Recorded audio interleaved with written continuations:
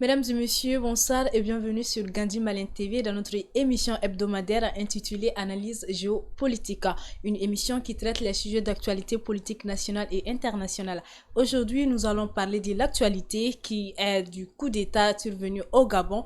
Nous allons également parler du bras de fer entre le Niger et la France. Et pour en parler, nous recevons avec nous sur ce plateau M. Monoko Tsouali, expert en communication. Bonsoir M. Monoko.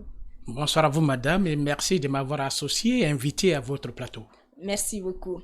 Alors, je le disais, c'est mercredi 30 août 2023, le président gabonais Ali Bongo, au pouvoir depuis 2009, a été renversé par des militaires qui ont affirmé à la télévision mettre fin au régime et annuler les élections après l'annonce de sa victoire au présidentiel. Alors, monsieur Mounouko, que pensez-vous de ce coup d'État survenu au Gabon? Oui, vous savez, la question de coup d'État, qu'on fasse l'apologie ou pas, le contexte gabonais est spécial. Spécial dans la mesure où le président gabonais n'était plus valide du point de vue santé. Oui. Et pour gérer une nation, pour gérer un pays, Oui. il faut avoir toutes les facultés nécessaires pour gérer tout un pays. Oui. Il n'est pas donc ici un secret de dire que le président gabonais Ali Bongo n'était plus dans les conditions normales d'une personne qui répondait de la pleine santé. De ce point de vue, beaucoup avaient des gens pensé, des observateurs bien avertis avaient pensé qu'il allait avoir l'intelligence, même la sagesse de renoncer au pouvoir, puisqu'il ne pouvait plus tenir. Il ne marchait pas, il parlait à peine, il ne peut plus rien faire parce que ses bras même n'étaient plus opérationnels. Alors, ceci a donc justifié que tout le monde désapprouve. Si toutefois il était en bonne santé, il avait toutes ses facultés et qu'il négociait encore un autre mandat, cela pourrait être peut-être compris.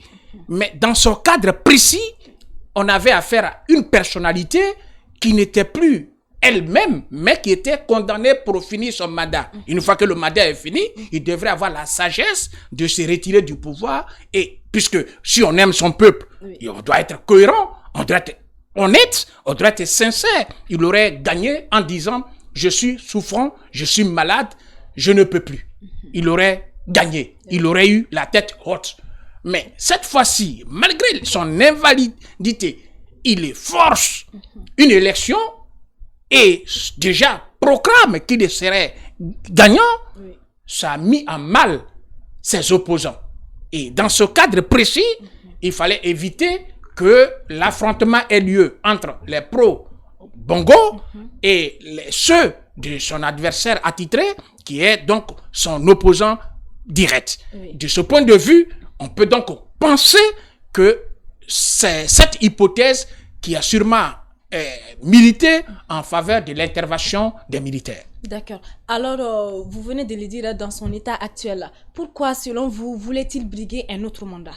Oui, est-ce qu'il y a une hypothèse à expliquer? Vous savez, on peut donc faire ici référence à la pérennité du pouvoir de son père. Parce que son père, Omar Bongo, a fait des décennies de pouvoir. Il y est resté longtemps. Et pour se faire succéder, il a eu recours au choix de son fils qui est Ali Bongo. Ali Bongo, qui est né, qui est grandi dans les rouages du pouvoir, a donc pensé que la pérennité du pouvoir est leur propre. Gérer le Gabon, c'est leur propre. Donc, il ne pensait pas qu'il y avait nécessité, il y avait intelligence de se retirer du pouvoir au bénéfice, n'est-ce pas, de bonheur de ce même peuple qu'il pense aimer. Alors, est-ce qu'il n'a pas été, peut-être, pour ne pas dire aliéné, est-ce qu'il n'a pas été envahi par le principe de la gestion du pouvoir? Parce que c'est pour eux, c'est une dynastie. Voilà, le père qui a fait des décennies du pouvoir, le fils aussi qui a fait quelques décennies, depuis 2010 par là, jusqu'à aujourd'hui. Et s'il a encore eu le courage d'y rester, c'est parce qu'ils n'ont pas le réflexe du pouvoir démocratique qu'on peut céder à une autre classe ou à une autre famille, autre que la leur. Et donc, c'est ce qui a motivé le fait que malgré son invalidité, il se soit encore présenté. D'accord. Alors, est-ce que là, on peut parler de dictature parce que c'était d'abord son père, ensuite lui. Dans ce contexte, peut-on parler de dictature? Oui, la notion de dictature se définit par rapport aux pratiques que la personne fait. Mais je ne parlerai pas de dictature, mais de la méconnaissance et de mépris de la démocratie. Ils ont méprisé la démocratie parce que la démocratie nécessite l'alternance et non la pérennité. Et donc, de ce point de vue, c'est un manque de respect vis-à-vis du peuple gabonais, parce que là, quand on est citoyen et on a eu la chance de présider aux destinées d'un État et d'un pays, on doit tenir compte, n'est-ce pas, de l'intérêt collectif. Et cet intérêt collectif voudrait que lui, il se rende compte qu'ils ne sont pas les seuls citoyens gabonais qui peuvent uniquement avoir les compétences de la gestion du Gabon, mais d'autres en avaient aussi des compétences. Et par voie de conséquence, il devrait se retirer. Maintenant, la dictature, peut-être à ce niveau, est-ce que les partis politiques n'avaient pas accès à s'exprimer au Gabon? Est-ce que les opposants, la liberté d'expression n'existait-elle pas au Gabon? C'est vraiment un autre sujet, mais dans le cadre express, je pourrais simplement affirmer ici qu'ils ont eu un mépris de la démocratie. D'accord. Alors, est-ce qu'il fallait s'attendre à ces coups d'État survenus au Gabon après justement celui du Niger? Oui. Parce que le Gabon était dans le viseur. Oui, le Gabon, personne ne pouvait imaginer le courage qu'a eu, négativement d'ailleurs, Ali Bongo, de se représenter et de négocier un autre mandat. Et selon beaucoup de sources, ont même dit que selon ces médecins anglais qui le suivaient, il lui avait même conseillé de se retirer du pouvoir, même s'il pouvait encore revenir, mais il fallait qu'il se retire. Si d'autres sources disent que son meilleur ami, le roi du Maroc, lui aurait même demandé, compte tenu du fait que sa santé est menacée, qu'il se retire, qu'il reprenne d'abord physiquement avant de reconquérir le pouvoir. Il ne l'a pas voulu. Est-ce qu'on s'y attendait? Évidemment, c'est ce que ça pouvait produire, puisque les citoyens, les politiques gabonais savaient qu'il était plus valide. Pour gérer un pays, il faut être valide. Il est invalide. Il négocie un mandat, il va le gérer comment? Il pensait encore mourir au pouvoir, c'est pas souhaitable. Et donc là, ça c'était prévisible. Oui. Pour ceux qui étaient des hommes avertis, c'était vraiment prévisible. D'accord. Et la France qui qualifiait de démocratie les cas du Gabon, qu'est-ce que vous en pensez? Oui, vous savez, la France, on en parlera, c'est un autre débat. S'il y a une peste qui a miné toute l'Afrique, c'est bien la France. C'est une peste. La France, je ne pense pas un instant qu'on pourrait trouver dans nos analyses un argument qui pourrait être favorable à la politique française sur le continent africain. Je donne des exemples très banals parce que j'ai eu la chance d'être né ivoirien, être ivoirien.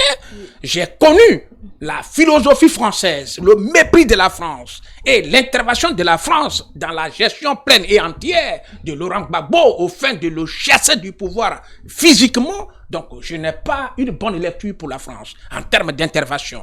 Vous savez encore la France qui a été toujours, depuis les années des indépendances jusqu'à nos jours, était à la base de tout ce qui a mis en mal la bonne gestion des États africains. Ça, ce n'est pas à discuter. Donc, qu'est-ce qu'on pouvait attendre de la France? Madame, moi, je ne sais pas. Ok.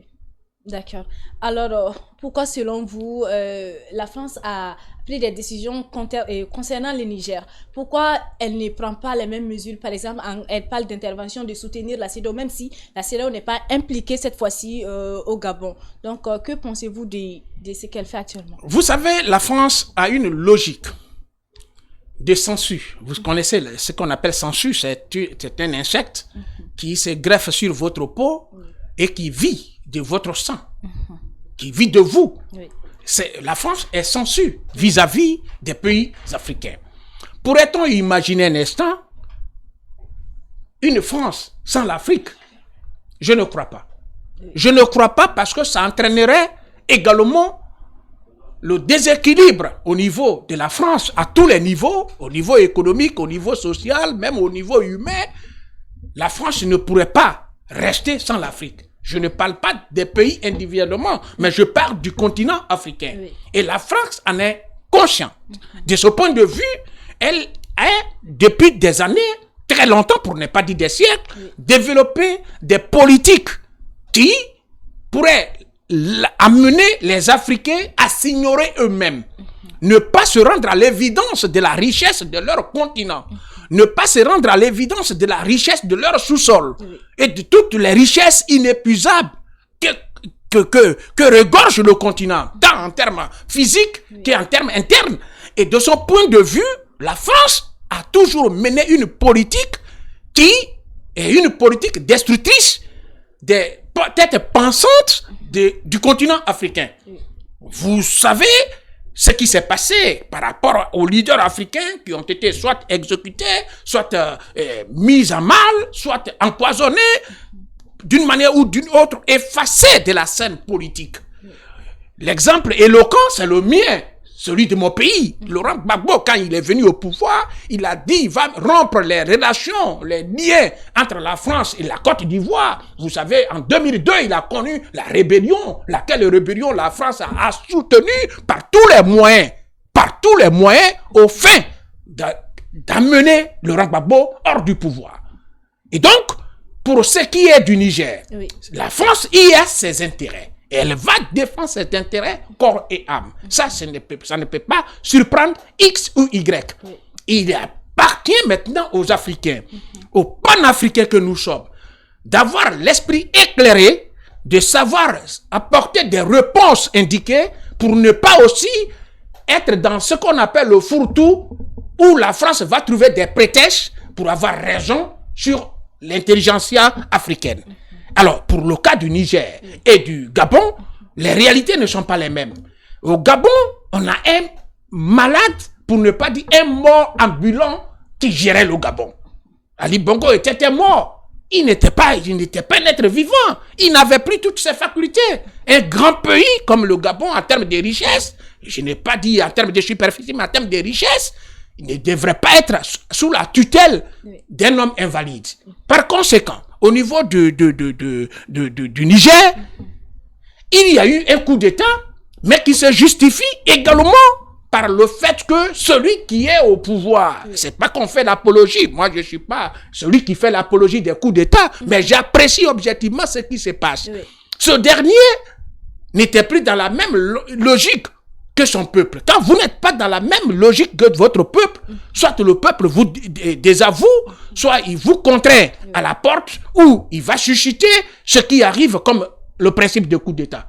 Voilà. Voilà, alors le président sortant Ali Bongo, dans une vidéo devenue virale sur les réseaux sociaux, appelle ses amis, ses partenaires à lui venir en aide. Que pensez-vous de cette vidéo? Vous savez, quand quelqu'un se noie, de peur de mourir, le subconscient va obliger celui qui est en train de se noyer de prendre toutes les feuilles qui traînent sur le fleuve ou sur la rivière ou qui est au-dessus de l'eau, dans l'espoir que ces feuilles-là puissent servir d'appui pour sortir. C'est le même cas. Mais la chose est déjà consommée. On ne peut pas imaginer un malade revenir gérer des gens normaux. Il faut quand même qu'on soit quand même dans une logique. Cela ne peut pas dire que s'il était valide, s'il avait toutes ses facultés, on lui aurait réservé ce même traitement. Je ne crois pas. Mais dans le cadre espèce, il faut qu'on apprenne en Afrique à sortir du principe des gens qui vont décider de mourir au pouvoir. Il faut sortir de ce principe. Pourquoi en Afrique aujourd'hui, on ne peut pas être à mesure de dire je suis au pouvoir, j'ai fini mes 2 mandats, je m'en vais. Pourquoi cela ne peut pas se faire?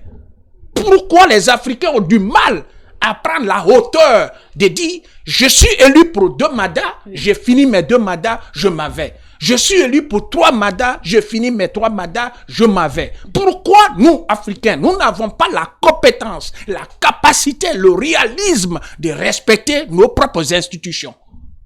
Nos constitutions donnent quand même un mandat et un deadline de mandat. Il faut quand même respecter cela. Le minimum, c'est ça. Si on ne le respecte pas, les gens vont vous contraindre à le respecter. C'est vrai que dans certains pays, ça n'a pas encore eu lieu. Je parle de la Côte d'Ivoire, où le mandat 3e a été bien forcé. Tout le monde l'a vu. On a vu comment le président, mon président, a séquestré ses opposants. Feu Arikona Bédié, paix à son âme, a été séquestré chez lui à la maison. Et Afi Nguessan a été séquestré en pleine élection. Oui. Tous les autres opposants ont bu, ont pris de la poussière. Et il a eu son mandat. Un tel individu, qu'est-ce qu'on peut dire de lui? Demain, il va avoir un problème. On dit non, on a fait coup d'État, on a renversé quelqu'un ici. C'est pas vrai. Ces gens font des coups d'État constitutionnels. Il faut les dénoncer. Oui. Il faut décrier cela.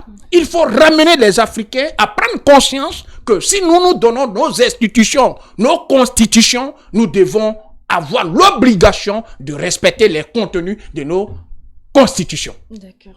Alors, après ces coups d'État au Gabon, quel avenir maintenant pour les pays selon vous? Oui, moi je crois que dans ce cas de précis, ceux qui aiment le Gabon ne devraient pas forcer à ce qu'on pense comme si aujourd'hui les militaires sont venus. Il faut quand même les amener à la raison pour leur demander un petit temps raisonnable pour qu'ils puissent organiser les élections et remettre, ou soit, s'ils ont compris que les élections qui ont eu lieu ne se sont pas bien déroulées, il faut les réorganiser dans un bref délai, peut-être dans 6 mois, dans une année. Il faut les réorganiser sur leur coupole, et les militaires sur leur coupole, pour leur neutralité, pour que le Gabon puisse avoir la chance d'être géré sans tomber dans le désordre. D'accord. Alors, c'est le 5e coup d'État en Afrique ces dernières années. Quelle observation faites-vous de cette situation? Vous savez, les réalités, il faut être quand même aussi, quand on fait des analyses, il faut être objectif. Il faut prendre du recul. Il ne faut pas faire une analyse parce qu'on veut la faire, ou il ne faut pas rentrer dans une logique des hommes passionnés ou avec des émotions. Oui. Chaque pays a ses réalités. Moi, je prends l'exemple palpable du Mali, que je soutiens dans une logique qui est la mienne. N'eût été l'intervention des militaires, il aurait eu l'affrontement entre le M5 RFP et les pro-IBK. Ça, c'était pas à discuter.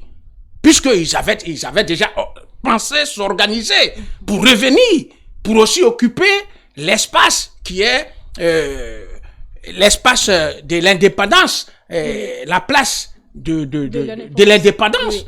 Alors, si ces deux entités se retrouvaient, il y aurait forcément le sang qui allait couler. Oui, oui. Entre laisser couler le sang ou intervenir, moi je crois que l'armée était dans une logique de ce qu'on appelle le rôle régalien, qui se met au-dessus des politiques et qui dit non, on ne peut pas laisser notre peuple s'entretuer. On ne peut pas laisser les citoyens s'entretuer. De ce point de vue, l'intervention, elle n'est pas à discuter, elle était nécessaire. Il fallait que l'armée qui est au-dessus de toute considération du point de vue politique, partisane, l'armée qui est une institution au-dessus de tout, a dit non. On ne peut pas laisser souffrir davantage notre peuple parce que le pays est miné par des crises, il y a l'insécurité, il y a le terrorisme, il y a le djihadisme, il y a tout ce que nous avons et laisser encore les gens s'entretuer à Bamako, s'affronter, c'était pas bon. Il fallait intervenir. Oui. Voilà donc une logique, de mon point de vue, qui justifie le fait qu'il fallait la nécessité que des gens interviennent, donc l'armée joue son rôle. Oui. Mais est-ce que c'est la même raison en Guinée, au Burkina Faso, au Niger? Là aussi, en tant que citoyen africain, panafricaniste, oui, il faut prendre du recul et faire des analyses objectives, de sorte qu'on ne fait pas soutenir on peut pas soutenir pour soutenir. Parce que je soutiens le Mali, donc aussi tout coup d'État va passer partout, il faut les soutenir. Moi, je ne crois pas que ça soit ma logique. Ma logique, est-ce que ce coup d'État se justifiait? Si oui, oui, ça se justifie. Le cas de la Guinée, qu'est-ce qu'on a dit aujourd'hui? Tout le monde avait applaudi. Mais où en sommes-nous aujourd'hui? Ça, c'est un exemple.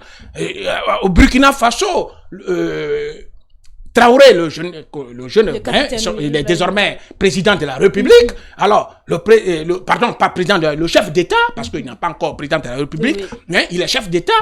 Il donne déjà des signaux de quelqu'un à qui on peut croire. Il les donne, donc il faut rester dans cette logique jusqu'à savoir si effectivement, à long terme, il ne peut pas être mangé par le pouvoir lui-même, parce que le pouvoir mange ceux qui les gèrent. Parce qu'une fois qu'on y est dedans, on a maintenant le goût du pouvoir, on oublie tout. Oui. Même si on avait dit 3 minutes, on va rester 50 minutes. Donc, c'est tout cela qu'il faut mettre dans la balance pour en analyser. Donc, moi, dans ma conception des choses, tous les pays n'ont pas les mêmes problèmes. Tous les pays n'ont pas les mêmes réalités Et les coups d'État qui interviennent n'ont pas les mêmes circonstances. Il faut toujours aussi, en tant que citoyen africain, en tant que panafricain, il faut savoir prendre du recul et savoir apprécier de façon objective pour ne pas que ce que l'on dit aujourd'hui le rattrape demain. D'accord. Alors, merci, M. Mounoko. Si dans tout autre sujet, dans un communiqué publié, les autorités nigériennes ont demandé à l'ambassadeur français de quitter le Niger dans un délai de 48 heures. Alors, pourquoi de telles décisions selon vous? Oui, vous savez, quand on prend, il faut quand même savoir analyser les choses. Oui. Quand on fait un coup d'État, c'est un coup d'État. Ou on l'assume, ou on ne l'assume pas. Coup d'État, il n'y a pas de détails. S'il y a des détails, ça amène des problèmes. Oui.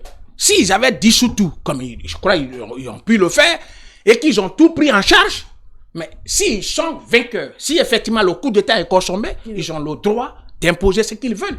Le coup d'État s'appelle coup d'État. Il n'y a pas de demi-coup d'État. Et il n'y a pas un coup d'État au sens figuré, il n'y a pas un coup d'État au sens propre. Un coup d'État s'appelle coup d'État. Il appartient aux acteurs de l'assumer du début jusqu'à la fin. Oui. Cela n'empêche pas les principes de condamnation des coups d'État. C'est des choses aussi qu'il faut savoir reconnaître. Il y a des principes qui disent, par exemple, chaque pays dans sa constitution dit on proscrit le coup d'État. Chaque pays dans sa constitution dit le coup d'État est un crime imprescriptible. C'est écrit noir sur blanc dans les constitutions. Soit on retire ça, on met blanco, on n'en parle plus. On peut dire dans nos constitutions, le coup d'État est une alternance. Oui. Sur l'écrit. On va les applaudir. Oui. Donc il faut qu'on prenne beaucoup plus du recul. Et dans ce cas de précis, le bras de fer entre les autorités du Niger devrait, moi, de mon point de vue, être un bras de fer réaliste quand il devrait être question de la CEDEAO et le Niger. Mais la France, elle fout quoi au Niger? La question se pose. C'est là la vraie question. Donc moi, je crois que s'il y a des problèmes, il y a des analyses qu'on peut faire entre nous, Africains, on ne doit pas faire un fourre-tout dans les analyses. On a affaire à un pays africain. Ceux qui doivent intervenir au Niger ne peuvent qu'être que des Africains. Oui. Et des organisations africaines. Soit CEDEAO, soit l'UA, soit autre organisation, mais qu'on nous donne aussi la possibilité de gérer entre nous nos affaires. Oui. Qu'on s'attende ou qu'on ne s'attende pas. Quand ça va peut-être déborder, l'international viendra. Mais du tout au tac, la France. Du tout au tac, à Côte d'Ivoire, c'était la France par rapport à la rébellion de 2002. Ici au Mali, c'est la France qui s'est annoncée. Au Burkina, partout. La France, on en a pas. La France nous dérange. Oui. Il faut être cohérent sur ce terrain-là. La France pouvait être observatrice, laisser les Africains gérer, et quand ça va avoir peut-être d'autres dérapages, ils vont dire non, calmez-vous, faites ça. Mais du tic au tac, ils viennent, bon, c'est dérangeant. Et ça rend, vous voyez, ça rend l'Africain comme si on avait affaire aux enfants, qui devraient à chaque instant recourir à leur grand-père pour dire grand-père, on fait quoi? Il y a une situation, qu'est-ce qu'on fait? Même si ces chefs d'État n'avaient pas eu le contact avec Macron, mais sa façon de réagir compromettre ces mêmes chefs d'État. Oui. Il faut qu'aujourd'hui les chefs d'État de la CEDEAO aient le courage de dire Macron, laisse-nous un peu, on va gérer notre affaire entre nous ici. Voilà, nous comme ça on va gérer, si ça va pas on va te faire signe. Mais à chaque fois c'est Macron qui s'invite, ça dérange. Ça dérange. L'Afrique c'est l'Afrique n'est pas l'Europe. Si les militaires du Niger ont raison ou tort, c'est à nous, Africains, de leur dire vous avez tort ou vous avez raison. Mais ce n'est pas à Macron de venir nous dire qui a raison, qui a tort, ou qui il faut soutenir, qui il ne faut pas soutenir. Ça dérange et ça met mal à l'aise quand on est africain. Parce que c'est nos institutions ou nos organisations sous-régionales qui sont bafouées à travers son agissement. Celui qui avait un peu de crédit ou un peu de considération pour la CEDEAO va perdre cette considération parce que du coup, on va considérer que la CEDEAO est pour la France et pour Macron, même si ce n'était pas le cas. Mais dans le fond, c'est pour la France. Parce que la CEDEAO a toujours agi au mépris de la volonté des peuples de l'Afrique. Moi, je donne l'exemple de la Côte d'Ivoire. La France est allée pilonner. Est-ce que vous m'attendez, madame? Oui, pilonner. Oui. La résidence d'un chef d'État. Ah bon. Oui.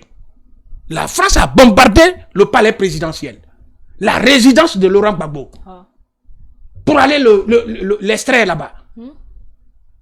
Mais quand on a ces gens de preuves, ces gens d'exemples, ces gens de raisons, mais tout acte que la France pose, mais aucun Africain ne peut applaudir ça. Vraiment. Aucun Africain digne de son nom ne peut applaudir tout acte que la France pose dans un contexte de crise au niveau africain. Maintenant, comment on règle les relations, comment on fait les accords, ça c'est notre débat. Mais quand nous avons nos problèmes panafricains ou propres aux Africains, que la France nous donne le temps de nous régler nos problèmes entre nous. Voilà. D'accord. Alors, toujours, le délai de 48 heures a expiré et pourtant l'ambassadeur français est toujours à Niamey. Alors, que pensez-vous de ces refus de quitter le pays? Vous savez, moi, si je devrais aussi donner un conseil aux militaires français, du Niger, c'était de mettre un peu d'eau dans ce chemin. La France est provocatrice. Oui. Il suffit tout parce qu'elle les cherche. Il suffit tout de suite qu'ils s'énervent pour dire on va l'expulser de force, il aura une réaction de la France. La France a fait ce piège à la Côte d'Ivoire. Parce que moi, je suis bien placé pour faire le parallèle entre les actes que la France pose dans les autres pays, compte tenu de ce qu'il est déjà posé chez moi, en Côte d'Ivoire. La France a fait tout un montage et provoqué l'armée ivoirienne en disant qu'ils ont détruit et ils ont tiré sur son avion à Bouaké. C'est pas vous l'aviez appris. Et cet argument a permis à la France de venir détruire tout l'arsenal militaire de la Côte d'Ivoire avant même qu'il y ait eu cette guerre dont on parle. De 2010-2011. Avant cette guerre, la France est d'abord intervenue parce qu'elle avait pris fait et cause pour la rébellion ivoirienne. Est-ce que vous me comprenez? Et c'est là l'occasion d'en parler pour dire beaucoup de panafricains, beaucoup d'amis panafricains qui pensaient que le président Ouattara, à ce moment opposant, était le meilleur des meilleurs de l'Afrique, c'est eux qui nous ont mis dans tout ce problème. Parce que c'est tous les Africains qui l'ont soutenu à ce temps-là. On disait que c'était l'enfant chouchou de l'Afrique. Ouattara a été soutenu ici au Mali, au Burkina Faso, partout, on l'a soutenu. Tout en sachant que c'était l'homme de la France. À ce moment, les Ivoiriens disaient, celui-ci est un homme de la France. On ne le veut pas. On dit non, on le soutient. Lui, il est musulman, il est ceci, il est cela. On applaudit Ouattara ici. Partout, on l'a soutenu. Il nous crée aujourd'hui des problèmes. Et les gens se fâchent. C'est pourquoi j'ai dit à certains, non, ne confondez pas votre Ouattara et les Ivoiriens. Voilà. Dans cette crise-là, si vous avez problème à régler, réglez-le avec celui que vous aviez aidé à son temps pour qu'il soit président de la Côte d'Ivoire. Et n'aménagez pas les choses. Ou vous regrettez, vous dites on n'avait pas compris. Parce que là, c'est ce panafricanisme-là qu'on défendait. Et qu'on avait dit que l'Afrique doit revenir aux Africains. Il faut donner la possibilité aux Africains d'être responsables de gérer leur pays ou leur continent.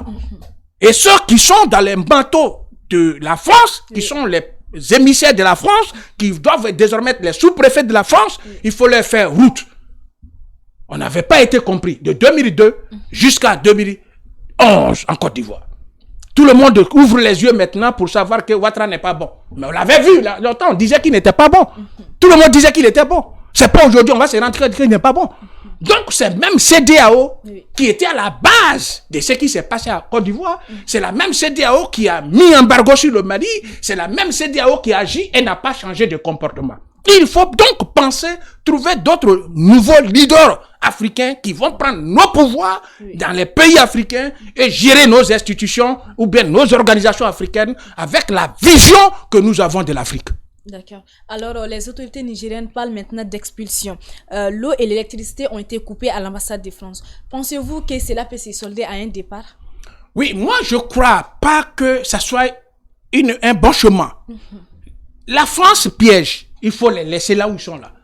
Que le monsieur soit là ou il ne soit pas là, ça ne dérange pas le fait que ces militaires, s'ils ont eu le pouvoir, au sens plein du terme, le gèrent. Ça ne faut pas, ils vont rentrer dans... Moi, de mon point de vue, je n'ai pas dit c'est une lâcheté ou c'est une faiblesse. Non. Il faut savoir éviter des provocations. Il faut savoir éviter des pièges. Parce que vous ne pouvez pas maltraiter l'ambassadeur d'un pays et le même pays va vous applaudir. Qui va maltraiter l'ambassadeur du Mali dans un pays, on va l'applaudir. Qui va maltraiter l'ambassadeur de la Côte d'Ivoire dans un pays, on va l'applaudir. Donc, ce qu'il faut comprendre, personne n'acceptera qu'on maltraite son ambassadeur. Maintenant, si la chose rentre dans une logique où vous pensez que ça va aggraver la situation, il faut prendre du recul. Qu'est-ce là où il est et gérer votre affaire. S'il ne mange pas, il est là. S'il est mort là-bas, il est mort. S'il est vivant, il est vivant. Mais ne tombez pas dans un piège. C'est mon point de vue. Hein. Je n'ai pas dit que mon point de vue est le meilleur. Non. J'ai dit de ne pas tomber dans les pièges. La France a tendu beaucoup de pièges ici au Mali. Le Mali a évité beaucoup de pièges. Tantôt, la France survole et le Mali dénonce sans agir. Parce que s'il faut simplement de tirer sur l'avion qui survole, la France va réagir. Et elle a compris que les autorités militaires du Mali ont aussi compris. Donc, tout le monde s'est compris et c'est resté comme ça. Il n'y a pas eu de crash. Et ils sont partis. Donc, il faut rentrer dans une logique où il ne faut pas trop être passionné, mais il faut prendre du recul pour ne pas tomber dans certains pièges. D'accord. Alors, au même moment, l'Union européenne exprime son plein soutien à l'ambassadeur de France au Niger. Donc, qu'en pensez-vous? Mais la France est membre de l'Union européenne. Qu'est-ce que vous voulez, madame? Effectivement. Il y a une logique. Non, c'est nous qui faisons du fourre-tout en Afrique. Et c'est nous qui ne savons pas où on met pied, où on met la tête, où on met la queue. On ne sait pas. Oui. Les Occidentaux savent respecter ce qu'ils prennent comme accord. Ils savent respecter ce qu'ils prennent entre eux comme protocole. Oui. Ils respectent ça. Donc, si un ambassadeur d'un pays membre de l'Union européenne a des soucis, madame, voudrez-vous que l'Union européenne applaudisse? Pas du tout. Ils vont réagir. Ils vont soutenir la France. C'est leur chemin. Oui. Mais il appartient maintenant aux Africains de savoir aussi en interne nous soutenir, nous comprendre et être solidaires au sens, de mon point de vue, honnête et sincère du terme, et non au sens hypocrite du terme. Parce qu'il y a une solidarité hypocrite. On fait semblant de te soutenir alors qu'on ne t'aime pas. Moi, je ne crois pas que ça soit une bonne solidarité, mais une solidarité sincère, franche. On a vu au départ le Mali, Burkina, Guinée. Maintenant, au lieu de trépieds, c'est 2 pieds maintenant, parce qu'on va plus trop la Guinée. Au départ, donc cette solidarité était comment? Était-elle sincère ou hypocrite? Donc, moi, je crois que, comme c'est nous, les Africains, c'est nous qui parlons de notre continent, c'est nous qui sommes bien placés pour aujourd'hui faire le diagnostic ou les critiques ou les analyses approfondies dans l'intérêt de l'Afrique, de ce grand continent. Nous devons aussi, entre nous, éviter tout ce qui est hypocrisie. Dès lors, le Niger, si, moi je prends au conditionnel, si l'armée sait qu'elle maîtrise la situation, qu'elle évite aussi de tomber dans des pièges inutiles. Voilà. D'accord. Alors, au même moment, lors de la conférence des ambassadrices et ambassadeurs tenue à Paris ce 28 août dernier, le président Emmanuel Macron a tenu un discours. Que pensez-vous de ce discours du président français? Vous savez, je parlais tantôt des provocations. Il a même dit qu'il va soutenir la CEDEAO si elle voudrait même militairement, si elle le veut. Il a nuancé que leur ambassadeur ne peut pas être dérangé par les autorités illégitimes. Il a tout dit. Mais il n'y a rien de nouveau. Il n'y a rien de nouveau. Ne vous attendez pas à ce que quelqu'un qui arrive et qui pense remettre en cause les intérêts de la France, ce dernier va être applaudi par la France. Madame, n'imaginez pas cela. Bien au contraire. La France pense et est dans sa logique de soutenir tous ceux ou toutes celles qui pourront faire son affaire, tant au niveau de la société civile, tant au niveau politique, tant au niveau des citoyens en tant qu'individus, tous ceux qui font la part belle et qui, dans leur sang, dans leur âme, dans leur esprit, sont ceux qui soutiennent les intérêts de la France les aime. Vous ne pouvez pas imaginer que la France puisse applaudir aujourd'hui le chef d'État, Assimi Goïta. La France va l'applaudir sur quel plan? Tant qu'il n'est pas dans une logique où on fait le béni oui-oui, la France ne va pas l'applaudir. La France n'a pas applaudi hier Laurent Gbagbo, madame, je le disais. Oui. La France n'applaudit personne, ne soutient personne, ne cautionne personne si ce dernier ne défend pas l'intérêt de la France. Cette logique, moi je pense qu'elle doit être claire dans la tête de tout panafricain. Celui qui n'a pas cette logique se trompe d'analyse. Il y a donc des problèmes qui sont internes à nous en Afrique qu'on peut régler d'une façon ou d'une autre. Ça c'est en Afrique. Mais entre l'Afrique et la France, le débat est clair.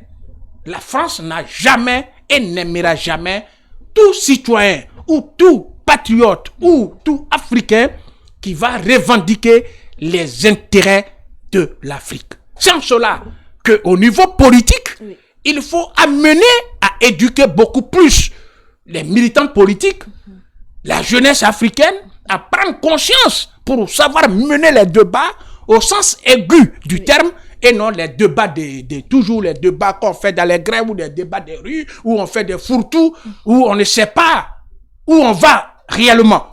On doit avoir la conscience vraiment bien définie par rapport à la position française quant à sa politique africaine qui est de faire en sorte que quiconque est là pour défendre les intérêts de la France est soutenu et quiconque est là pour défendre les intérêts de l'Afrique n'est pas soutenu, madame. Oui, d'accord. Alors, nous restons toujours au Niger.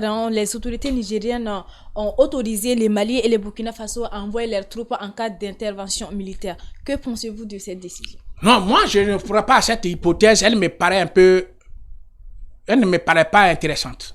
Comment? Mais comment les Africains peuvent souhaiter qu'il y ait guerre entre Africains? Moi, je ne crois pas. Ça. Non. On ne peut pas dire on aime l'Afrique et en même temps on dit non, on soutient X, on va faire guerre avec CEDEAO, on va faire guerre avec Niger, on va faire guerre avec Mali, tout et tout. Moi, je ne rentre pas dans ces hypothèses-là. Ça ne me regarde pas. Tous les Africains, quand il y a un problème africain, on doit le poser en Africain, on doit réfléchir, trouver des solutions sans arriver au désastre. La guerre, on sait quand elle commence, mais on ne sait pas quand elle termine. Personne ne peut nous imaginer en avance les victimes d'une guerre, madame. La guerre qu'on va faire va tuer combien d'individus, va détruire combien de pays, va faire... Personne ne le sait en avance. Pour moi, il y a nécessité de rappeler notre organisation sous-régionale qui est la CEDEAO, de dire l'exemple de guerre, intervention militaire n'est pas un bon exemple ou une bonne suggestion, encore moins une bonne proposition. Il faut négocier. Il faut doubler d'efforts dans les débats. Il faut aller à l'Africain. Nous, les Africains, on débat. On échange et on se comprend sur un principe. Moi, je ne peux pas... Je suis au Mali, ici, vous me recevez ici, et moi, je vais souhaiter Mali d'aller faire guerre quelque part. Et si demain, on tue tous mes tuteurs ou moi-même, je suis mort. Non, moi, je ne suis pas... C'est-à-dire, je ne rentre pas dans les débats pour y rentrer. Les politiques, les dirigeants, leur philosophie, et ils gèrent ça. Nous, citoyens, on doit avoir notre approche. Jamais je ne soutiendrai une quelconque guerre, qu'elle soit au niveau de la Côte d'Ivoire, du Burkina Faso, du Mali, du Niger, n'importe où, je ne souhaite pas. La guerre, c'est le mal qu'on puisse souhaiter. Donc, si la CEDEAO sait que celui qui a pris le pouvoir, il a mal pris, il doit appliquer ses tests, rappeler les gens à l'ordre, et faire la réconciliation, mais dire, si on fait ça, on va intervenir. Mais pourquoi ils ne sont pas intervenus en Côte d'Ivoire? Pourquoi ils ne sont pas intervenus? Quand il y a eu les élections qui ont justifié le 3e mandat de mon président que je respecte, parce qu'il est président, il est mon président, que je le veuille ou non, c'est mon président, je le respecte, mais son 3e mandat, pourquoi c'est dire on n'est pas allé là-bas pour dire non, on ne veut pas ça? Il faut être cohérent dans tout ce qu'on fait. Il faut la cohérence. Tant qu'on n'a pas la cohérence politique en Afrique, on va créer des problèmes inutiles à notre pays, et à notre continent qui est l'Afrique, et à nos pays africains, et à nos populations. Il faut une cohérence. De ce point de vue, est-ce qu'il faut souhaiter que le Mali, le Burkina Faso et le Niger se positionnent pour faire guerre avec les autres pays de la CEDEAO et les populations qui vont mourir, on fait quoi? Quelqu'un qui cherche un nation qui ne trouve même pas, qui va demain mourir d'une balle, il va faire quoi? Écoutez, moi je ne rentre pas dans ce chemin-là. Mon chemin, c'est qu'il faut la paix entre nous, Africains. Il faut la hauteur d'esprit pour débattre nos problèmes en Afrique sans qu'on ait des débats inutiles. Déjà, le Mali a des crises en interne ici, les déplacés du centre et autres, on a tellement de situations à gérer, on va aller chercher quoi pour faire guerre ou avec qui? Et ça finit comment? Point d'interrogation. Qui va savoir comment ça va se terminer? Et si ça finit pas vite? Si guerre là ne finit pas, ça fait 10 ans, 15 ans, on fait comment? On va détruire la Côte d'Ivoire, on va détruire Burkina Faso, on va détruire Mali, on va détruire... Et nous, on est là, et puis les Occidentaux qui nous ont vendu les armes vont rire encore de nous. Voilà, on les a vendu des armes, ils se sont entretués. Écoutez, soyons quand même grands. On a nos problèmes, c'est vrai, les problèmes sont là réellement, il faut les régler. Il faut les régler. Il faut débattre. Il faut activer toutes les voies de la diplomatie. Il faut activer tout ce qu'il faut comme ressources en Afrique. Il faut motiver nos us et coutumes, c'est-à-dire les traditions, les chefs coutumiers, les chefferies, les rois. Il faut impliquer tout le monde pour trouver une solution, de mon point de vue, qui est une solution de l'Afrique. La guerre, les armes là, c'est pas africain. Les armes africaines n'ont jamais fabriqué armes. Vraie arme là, africain ne connaît pas. On va s'entretuer pour nous, alors qu'on a dépassé de l'argent pour ce gars, et puis on se tue. On va faire comment avec? Écoutez, moi ce chemin n'est pas le mien, de mon point de vue. Tout en sachant que la CEDEAO n'a jamais, de mon point de vue, posé un acte qui peut plaire à un Africain. Moi je n'en ai pas d'exemple. Je n'en ai pas un exemple. Il n'y a pas un exemple où un homme force le MADA et la CEDEAO dit, mon frère, ce que tu fais là, c'est pas normal. On a dit que c'est deux, il faut rester à deux. CEDEAO n'a jamais dit ça. Donc CEDEAO veut quoi? Il veut simplement que le coup d'État vienne d'abord pour dire que c'est là il se rend compte. Mais s'il n'y a pas coup d'État, c'est normal. Non, c'est pas comme ça. Il faut arriver à ce que nos dirigeants soient courageux, soient honnêtes. La CEDEAO a tort d'avoir déjà encouragé le troisième MADA en Côte d'Ivoire. La CEDEAO a eu tort de faire, à laisser des gens de faire des tripatouillages sans qu'ils ne leur remettent en cause. Ce n'est donc pas avec le coup d'État des gens qu'il va dire qu'il est fort. Si la CEDEAO était très forte, elle aurait déjà réglé la crise qui mine le Mali, les terroristes, les djihadistes. La CEDEAO, si les Gomorgues étaient vraiment une puissance, pourquoi aller chercher l'armée française ou l'ONU ou les autres venir au Mali? Pourquoi la CEDEAO, même depuis le début de la crise au Mali, la CEDEAO n'a pas amené son armée pour régler la crise malienne? Pourquoi elle n'a pas fait ça? Pourquoi elle ne l'a pas fait? C'est pourquoi les gens se fâchent contre la CEDEAO. Pourquoi il y a certaines réactions, de mon point de vue, je dis non. Certains pays, certaines autorités se fâchent contre la CEDEAO parce qu'elle-même, elle est à la base de tout ce qui arrive dans ce continent. Si la CEDEAO était réellement cette organisation sous-régionale puissante, elle aurait aidé depuis le début de la crise malienne. Elle aurait même dit aux gens, non, l'ONU ne vient pas au Mali, ça c'est chez nous. Barkhane ne vient pas, ça c'est chez nous. Serval ne vient pas, ça c'est chez nous. Nous, on va régler ça. Ils sont où? Ils étaient où quand Serval venait? Ils étaient où? Ils étaient où quand Serval s'est érigé à Barkhane? CEDEAO là était où? Son néocomorgue était où? C'est pas maintenant on va voir clair pour dire à ceci, cela. Donc ils énervent les gens. Voilà, pour tout le respect que j'ai pour moi-même et pour nos institutions, nos organisations panafricaines, et pour tout le respect que nous devons à nos chefs d'État ou à nos présidents de la République, la CEDEAO nous énerve. Parce qu'elle ne joue pas pleinement son rôle. Elle ne joue pas son jeu. C'est elle qui est à la base de tout ce désordre. Et vous ne pouvez pas imaginer quelqu'un qui a forcé le troisième mandat et il a la tête de CEDEAO, il va donner les ordres à qui? Qui va suivre ça? Écoutez, madame, entre nous. Ta mère qui a fait du faux. Et moi je vole, tu dis j'ai volé. Alors ta mère, tout ce que ta mère, tout ton pognon là c'est du vol. Ta maison c'est du vol. Tout ce que tu fais est vol. Et moi j'ai pris beau photo seulement 25 francs, tu dis je suis volé. Ça c'est quoi? Non, il ne faut pas rentrer dans ce chemin. Il faut sortir de cette Afrique où on peut piétiner nos institutions et il n'y a rien. Et quelque part, celui qui a piétiné les institutions se met en bravetière pour dire oui, c'est moi qui vais donner l'ordre. On donne l'ordre à qui? C'est là, ça énerve.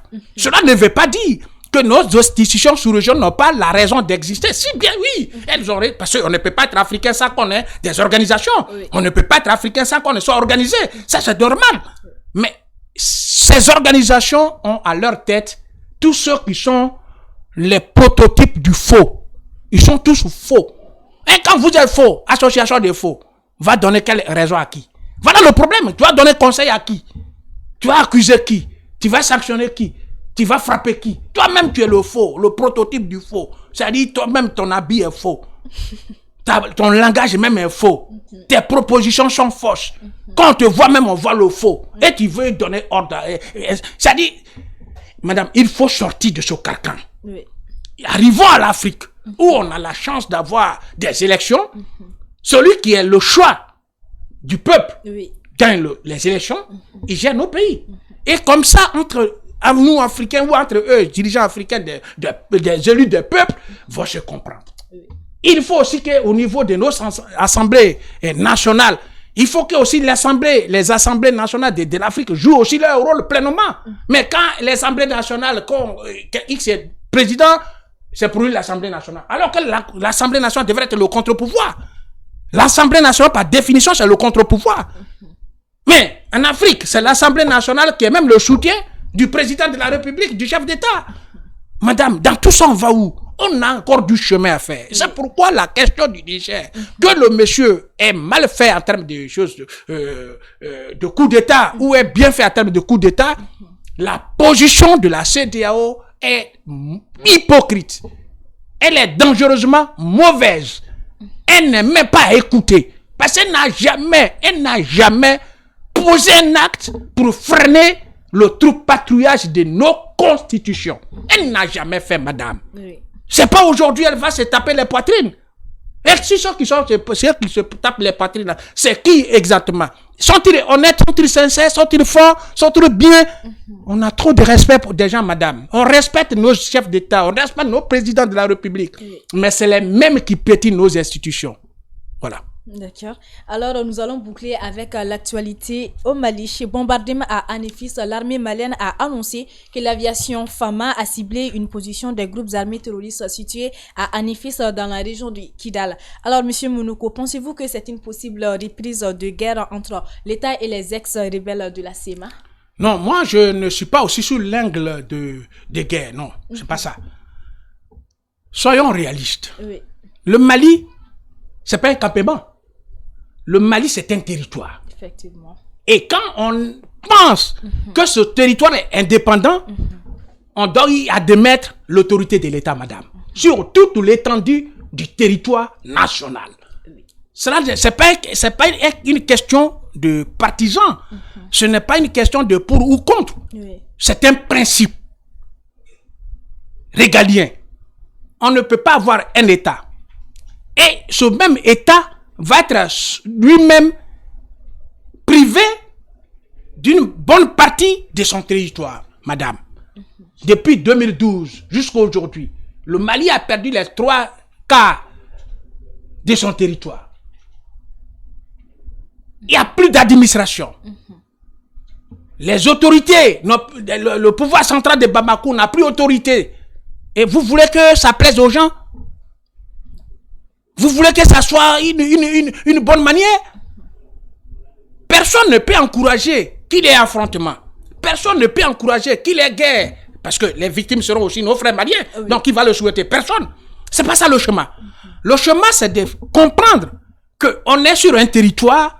Ce territoire-là doit être géré par l'État. Un point, un trait. Si ce principe est accepté, oui, tout le monde va être d'accord. D'autres sont nommés ministres. Ils sont partout. L'État ne fait pas quoi. Les autorités ne font pas quoi. Ils ont ouvert les portes. Ils ont tout fait. Jusqu'à aujourd'hui, rien ne bouge. Je suis l'un de ceux, madame. Oui. En 2013, j'ai dit le Mali victime d'un complot international. J'ai titré ça au niveau du magazine Africa Leaders, le journal. À ce moment, les gens disaient que j'étais fou, je ne maîtrisais pas, je ne connaissais rien. J'avais aussi fait un autre article. Oui. Juillet 2013, pardon. Oui. 2013, oui, je disais, il faut nécessairement poser comme préalable le désarmement de tous les rebelles. Tant que les rebelles ne sont pas désarmés, ils vont tenir tête au pouvoir central de Bamako. Oui. Il faut exiger à l'ONU de désarmer tout le monde. Madame, comment on peut discuter avec quelqu'un qui a des armes? Vraiment. Pensez-vous qu'un brigand, un bandit qui rentre dans votre maison avec son arme, quand il va vous dire danser, vous allez danser, madame? Oui. Ou bien, quand il va devant vos enfants, le brigand dit dansez, vous dansez, parce que s'il ne danse pas, il va mettre balle dans ta tête. Oui, oui. Donc, comment peut-on penser, convaincre des gens alors qu'ils ont les armes? Il faut arriver à les désarmer. Oui. Et ça devait être le premier principe de l'ONU. Tous ceux qui pensent soutenir le Mali, tous ceux qui pensent aimer le Mali, devraient en faire un préalable, y compris ce CEDEAO. Ils devraient dire non. On ne peut pas cautionner qu'au-delà de 2, 3, 4, 5 ans, oui, un pays frère à nous soit coupé et que personne ne réagisse. Ça devait être une exigence. Ça n'a pas été, madame. Oui. De 2012, 2013, jusqu'à aujourd'hui, on est à quelle année? On est en 2023, madame. 23. Ça fait combien d'années? Le minimum, c'est 10 ans. dont on applaudit comme ça, un pays qui ne s'échappe pas. Pourtant, le Mali dit aujourd'hui la fierté de tous les Africains, que la souveraineté, c'est partout. Le Mali dont tous les Africains parlent aujourd'hui en bien, ce même pays ne peut pas maîtriser son territoire. Il y a une contradiction, madame. Il y a une incohérence. C'est pourquoi il faut encourager que les frères africains du Mali, du côté du Nord, qui avaient pris des armes, comprennent la nécessité de vivre ensemble. Déposer les armes, négocier avec les frères, poser les revendications qu'ils ont posées et laisser le Mali vivre. Laisser le Mali vivre. D'où est venu tout ce brouhaha, toute cette merde qu'on voit aujourd'hui, c'est venu d'où? C'est quand le Mali a été attaqué en 2012 à Aguelok. Il y a eu des victimes. Pour ne pas encore mettre le couteau dans la plaie, ou pour ne pas encore remuer ce qui se passe dans la plaie, juste pour vous rappeler que c'est de là-bas que les djihadistes, les Akmi, les Moujao, les Assardines se sont impliqués dans le soutien de la rébellion du Nord au fin de la conquête du Mali, de l'état de l'Azawad. Et ceux qui étaient les extrémistes musulmans, qu'on appelle les djihadistes, se sont mis dans la balance justement pour conquérir le Mali, pour faire du Mali un pays musulman. Personne n'ignore ça. Et ils en ont fait, et jusqu'à ce qu'ils arrivent à Ségou, c'est Djabali. Ils sont arrivés à Djabali. C'est à partir de Djabali, le Serval est venu ici. Alors, qu'est-ce qui ne finit pas? Donc, l'armée, dans sa logique de sauvegarder l'entièreté du territoire, c'est son rôle, c'est sa mission. L'armée ne fait pas politique. L'armée, c'est pour gérer, veiller à ça. Donc, elle joue ce rôle. Il appartient maintenant aux politiques et aux dirigeants et aux cadres de la région du Nord de se ressaisir et de dire non, le Mali est un pays unique, ne peut pas être divisé et l'autorité de l'État doit être imposée sur toute l'étendue du territoire national. D'accord. Alors, pensez-vous que l'objectif qui est peut-être de restreindre la liberté de mouvement des groupes armés peut aboutir? Non. Est-ce qu'on avait besoin de restreindre leur liberté ou quoi? Et ils devraient comprendre qu'ils sont au Mali. C'est des Maliens ou ils ne sont pas Maliens? Quand on est Malien, on doit comprendre que le Mali doit bouger, que l'administration doit être partout, les banques, les fonctionnaires de l'État doivent être partout, les centres de santé, l'État doit amener ses fonctionnaires là-bas, et dans les hôpitaux, les banques. Est-ce qu'on a besoin de leur dire ça, madame? Entre nous, est-ce qu'on a besoin de dire ça? Non. Mais la question qui est posée, c'est de savoir si, vous venez de le dire, s'ils sont vraiment maliens. Parce que dans cette histoire, c'est un peu mélangé. Mais ils sont tous maliens. Non, tout le monde est malien, c'est le territoire malien. On ne peut pas imaginer que c'est les gens qui sont quittés à l'Israël, qui sont quittés, comment on appelle ça, au Liban, qui sont quittés. Non, c'est des Maliens. Le MNLA, c'est pour le Mali. Du moins, c'est des fils du pays. Oui. Moi, je crois qu'il est temps que chacun prenne conscience. De dire, on a fait trop de chantage. Oui. On est arrivé à un moment, on va mettre beaucoup pour ne pas parler comme l'autre là, sinon j'aurais parlé de Niamakoudji un peu. Voilà, un peu d'eau dans le Niamakoudji. Oui. Voilà. Donc, juste pour dire que, madame, il faut avoir le courage de poser le problème de la souffrance des populations du Nord, du centre du Mali. Chaque jour que Dieu fait, on pleure. Tant les civils que des militaires. On pleure. Les criminels, les voyous, des délinquants, des gens sans foi ni loi tuent des gens matin, midi, soir. Mais la base était que la conquête de l'Azawad, qui était là. Maintenant, ceux-là, ils doivent dire non. Maintenant qu'on s'est compris, ceux qui font le terrorisme et autres, calmez-vous, ressaisissez-vous. On va aller à l'essentiel, on va s'attendre, aider la transition. On va se mettre d'accord. Et après, s'il y a eu des élections, l'autre pouvoir qui viendra pourra aider aussi à ce qu'on satisfasse aux revendications, madame. Moi, c'est comme ça que je vois les choses. Mais dire que non, il faut tenir tête, Non, moi, de nature, moi, je ne suis pas ceux qui soutiennent les rébellions. Un rebelle est un mal en puissance pour sa propre nation. Un fils du pays ne peut pas prendre des armes contre son pays. qu'on aime son pays. C'est pourquoi vous m'avez posé la question de savoir l'intervention du Niger. Est-ce que le Mali, Burkina, CEDEAO la frappe? J'ai dit, je ne peux pas l'accepter. Personne ne peut m'encourager à mener guerre dans mon pays. Moi, je ne peux pas non plus encourager quelqu'un à mener guerre dans son pays. Donc, moi, je ne suis pas partisan. Et qui un enfant du pays qui prend des armes, qui dit les rebelles, mais on tue des innocents. Le rebelle ne tue pas seulement le pouvoir, mais il tue aussi des gens qui n'ont rien à foutre avec le pouvoir. Et il fait beaucoup de balles, comme on l'imagine. Il faut sortir de là. Alors, ce qui se passe aujourd'hui sur le terrain, l'armée malienne se bat, elle lutte, et d'ailleurs, le ministre en charge des relations a demandé à ce que tout le monde revienne à la table de négociation. Il faut que les gens... Mais c'est ça l'Afrique. Et c'est le Mali qui devrait donner le bon exemple, parce que tout le Mali, c'est le pays de dialogue où il y a les grandes références au niveau comment on les appelle, des griots. Il y a les chefs traditionnels, les chefs coutumiers, les us et coutumes sont là. Il faut recourir à tout ça pour finir avec cette histoire. C'est une merde, madame. Ce n'est même pas bon. Ça dérange de dire que nous, le Mali, dont nous les Africains, nous sommes fiers, ne se gère même pas. Comment on peut expliquer ça? Le Mali ne maîtrise pas, c'est une partie de son territoire. Madame, comment on peut expliquer ça? Hein? Non, de vous à moi, est-ce que ça, là, c'est une fierté? Non, bien sûr, non, ça n'élève pas. Alors, il faut mettre fin à ça. Il faut que les gens comprennent, on n'a pas besoin d'aller en guerre avec eux. Ils doivent dire, on est dans notre pays, on est tous des fils du pays. Il y a eu des malentendus à un moment donné. Il faut régler ça. Mais beaucoup vivent de ce désordre, madame, aussi. Voilà, les gens en vivent, ils vivent mieux quand le Mali est en paix, ils ne sont pas d'accord. Si le Mali est en désordre, ils sont d'accord, ils vont rouler dans les 4x4, ils vont bien bouffer, ils vont être partout. Quand ils sont coincés, on dit non, on te nomme chargé de mission, on te nomme ministre, on te nomme ceci, et ils bouffent bien. Quand ça ne va pas aussi, c'est compliqué. Mais il faut mettre fin à ça. Donc, autant ne pas souhaiter qu'il y ait affrontement entre nos frères, mais aussi bien, il faut être rigoureux pour que l'autorité, moi je parle de l'autorité, je ne parle pas politique ni rien, je dis l'autorité de l'État doit être instaurée sur l'entièreté du territoire. À une virgule près, l'autorité de l'État doit être là. On ne peut pas dire non, on est dans notre pays et puis tu fois, moi quand j'attends certains trucs qui disent non, les trucs de Bamako, mais quel est Bamako? Le Mali, c'est le Mali.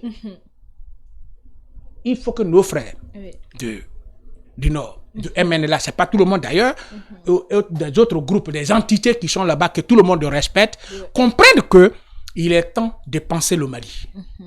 Il est temps de surseoir à ce qui est nombriliste, ce qui est individuel, et de voir la nation, de voir le pays, de voir l'État dans son entièreté. Et là, tout le monde gagnerait. Voilà. Voilà, c'est bientôt la fin de l'émission. Votre dernier mot? Oui, mon dernier mot, c'est pour d'abord vous dire merci.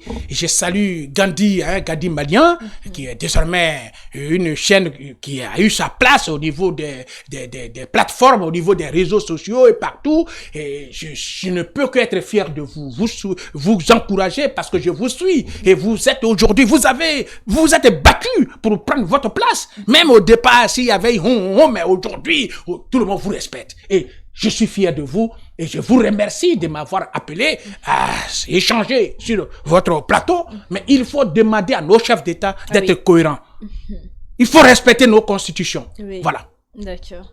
Voilà, c'est ce qui met fin à cette édition du 1er septembre 2023. Nous avions comme invité sur ce plateau M. Monoko Toali, expert en communication. M. Monoko, merci d'avoir accepté notre invitation. Merci, madame. Voilà, un grand merci. Voilà.